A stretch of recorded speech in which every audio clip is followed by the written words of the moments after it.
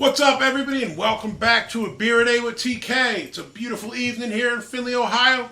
Anderson and I are hanging out in the beer shed with Roxy the Boxer.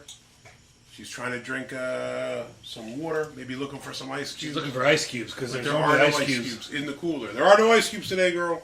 We have frozen bottles instead. We're checking out a new beer. This beer we have today is called Niško, and this is a Euro Lager, and this is from Niško Pivara, which is from Niš, Serbia. Hopefully I'm pronouncing that correctly. If not, maybe Vasco can jump in and correct you. That's right. Maybe my brother, the Macedonian madman, could come in and tell me if I'm saying it incorrectly. I believe it's Niš. It's N-I-S, but it has a little thing over the I. I'm never sure how you go with that. It's over the S, not the I. Oh, the S. He's right. It's over the S, so it's Niš. I know there's a Macedonian beer called Niško, and I think it has that same thing over the S, so it's like a sh sound. So I think it's Niško. I think. You're much more knowledgeable in that side of the world than I am. I've spent some time in the Balkans. I can tell you the difference between an I and an S. And the symbol is definitely over the S. This dude. He's about to be banished from the program.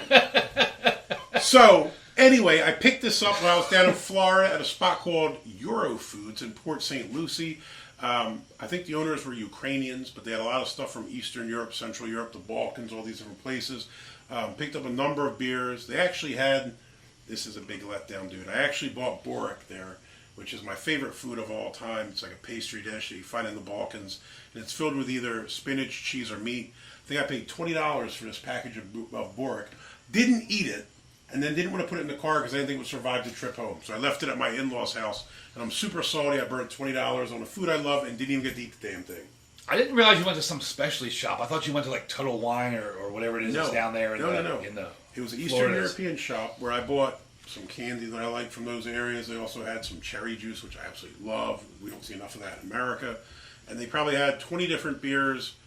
I think I've had a couple of them. There was a number of Baltica ones. I didn't buy them because you can kind of find them. They're ubiquitous. In the big plastic bottles? Yeah, you can find them just about anywhere. But I picked up a bunch of these other ones. And this was there. And the writing on the bottle here is in Cyrillic. So it looks like it says Huko, but it's not. It's I believe it's Niško. And this is a Euro Lager, 4.7% ABV. Not a lot else on it. I really couldn't find a heck of a lot more. So just kind of interested to see what it's like. Where's your bottle opener? It's here somewhere, dude. I had it. So do you now not have a bottle opener? No, it's in my pocket, brother. I got it. So Fair I paid $2.79 for this. Not bad. $2.79. Anything interesting on the label that's in English? I don't believe so. What does it say there? Can't really pick it up from what I'm saying. Brewed and bottled in Serbia, imported by some company in Linden, New Jersey. Oh, New Jersey. Let's see what we got. Hopefully I pour this better than last. I'll say this. These heavy bottles throw me off because you think there's more beer in them when you're pouring them. You have a lot of excuses. It's true. Are you buying any of them? Your pocket full of them. All right, let's try this out. Are you purposely trying to knobhead it? Listen, dude, I was down in Atlanta, and I learned the hard pour from Brian at the Hard Pour Pub, so I'm giving it the hard pour. That's my excuse. We're not in the hard pour pub. Okay, I screwed it up. I just knobhead poured. But it sounds better when I have a legitimate excuse. All right. Enough of your savagery. Niško, if that is indeed how it's said. Crystal clear. You can see right through it. I think just like the last one of these Euro Lagers we had. Tiny bit of light carbonation in there. Not a heck of a lot. No, Color. not much at all. If I'm going by Brew HQ SRM chart, it's probably like a 2 like the other. 2, yeah. 1 or 2. Crystal clear. Very light. Very, very light pale straw color. Looks all right. Now, I will say this. The head on that looks quite nice. Yeah, the head's sticking around. I mean, it's... I got maybe a finger and a half, 2 fingers, depending on which one of my fat fingers you're using. Nice, white, frothy head. I've got like 2 fingers. Mine's breaking up in the islands a little bit, but looks good. Yeah, now, it's definitely sticking around. It's kind of soapy almost. And I will say this. I've had a handful of Serbian beers when I was in the Balkans, and they were all serviceable. There was a small Serbian brewery. When you go to Kosovo, there's a little village called Grassiness, which is a Serb village. It has a brewery there.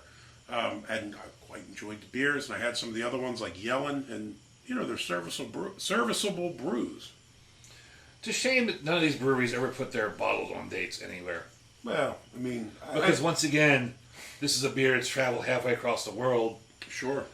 It's in a brown bottle, so that's good, but who knows how old that beer actually is. I like this. This bottle's got some weight to it. Has a nice look to it. So you've had quite a few Serbian beers and have been quite good. I will say this. Most of the beers I had in the Balkans were pretty serviceable, whether it be Kosovo, but they were Serbia, Macedonia. I believe so. I mean, they didn't have dates, so I'm assuming. But they were good. Let's give it a sniff. That's just a nondescript Yeah, it's beer. beer smell. Your average lager smell. Kind of like a light malt smell. Not a heck of a lot more going on, really. Smells all right. Not offensive. Smells good. Yeah. You could tell me this is any I think this is what my carpet... macro beer, and I would believe This is what my carpet smelled like in college. Like just beer. No, You know I'm what I sure mean? it smelled much worse than that. No, man, I drank Yingling in school. I had decent smelling carpets. I'm sure your carpet smelled like stale beer and old lady farts. Yeah, they did. The housing we had... I went to Kutztown University in Kutztown, Pennsylvania. And the houses we lived in were called the Cliffs. And I heard rumors they were built after like the Second World War or something. We're supposed to be like temporary housing, and we're still around in the 90s. Annie Oakley used to party there. But, listen, the house I lived in, dead serious, if you walked through the downstairs barefoot, beer would seep up through the carpet and go between your toes and all. And I remember like walking into the kitchen and my foot sticking to one of the tiles, and tile actually ripped off the ground because they were so disgusting. For this reason, I say to my girlfriends, it was next door. I never slept in my house because it was a filthy shithole. I stayed next door, but I appreciated it as a party house. So I know that generic, it's just like a beer smell. It's not good, it's not bad, it's just beer. I think that's the set. All right, you ready? Fair enough. Let's go in for it. Cheers.